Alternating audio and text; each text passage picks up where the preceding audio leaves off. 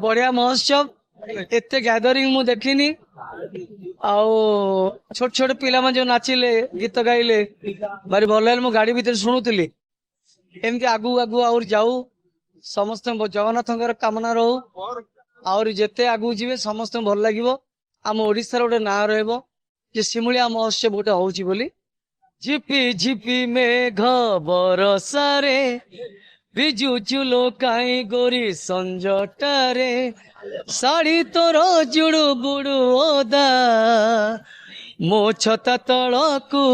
चली आलो टिके भिजी बालो अधा अधा अनेक गीत गाई ता भीतर बाछी बाछिकी किसी गीत गायबी समय अनुसार मु गीत गायक चेष्टा करी और डेफिनेटली भल हम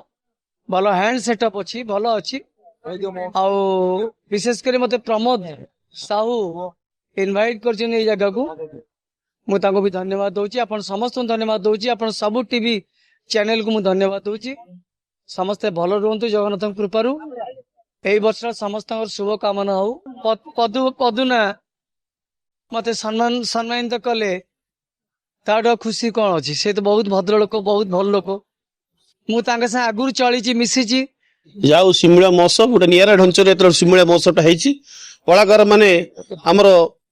बाहर दुनिया भी आसुंच कलाकार माने विभिन्न प्रकार हॉलीवुड हो बॉलीवुड कलाकार आसुंच जहाँ सबू कमिटी सदस्य मान धन्यवाद आज चतुर्थ दिन मु तो निमित्त मात्र सबू कमिटी साहाय्य सहयोग आज सिमुलिया महोत्सव चतुर्थ दिन पदार्पण कर बॉम्बे आर्टिस्ट आसवे काली पाखापाखि 10,000 20,000 लोक होते आज पाखापाखि 10,000 लोक हेले तेणु आम आशा करुँ श्रृंखला सह लोक देखिकी जाते दर्शक मान अनेक अनेक शुभेच्छा साहाय्य सहयोग सिमुलिया महोत्सव आज निरा ढंचर सिमुलिया महोत्सव बहुत भल लगुच मोर प्रभु जगन्नाथ आशीर्वाद आज एत बड़ महोत्सव मत निमंत्रित कर सम्मान सहित श्री पद्मलोचन पंडा सार को एवं नीलमाधव पंडा सार को बहुत खुशी लगुच आज एत दर्शक बंधु मान देखिकी असंख्य दर्शक बंधु मैंने आज पूरा छाई जाइए बहुत भल लगुच समस्त भल पाइबा आज मत मिलला पुणी थे सिमुलिया मु या पूर्वर भी आसी मते सुजोग मिली बट आज पुणी थे एत वर्ष पर मत सिमुलिया आसवाक सुजोग मिलला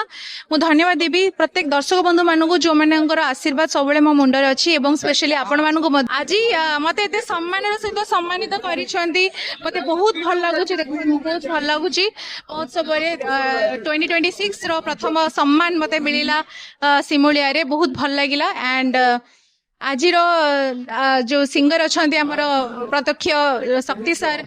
सी भी बहुत सुंदर सुंदर कंठर गीत शुणेबे मु भी आसी माने दर्शक बंधु मान को किसी एंटरटेनमेंट करी जो आशा मो उपरे अच्छी ऑब्वियसली मु वेट करी मते सुजोग मिले मु पुणी थे स्टेज को जीवी सहित पुणी वार्तालाप हम सहित टिके परफॉर्मेंस भी मुझे करी निश्चिंत भाव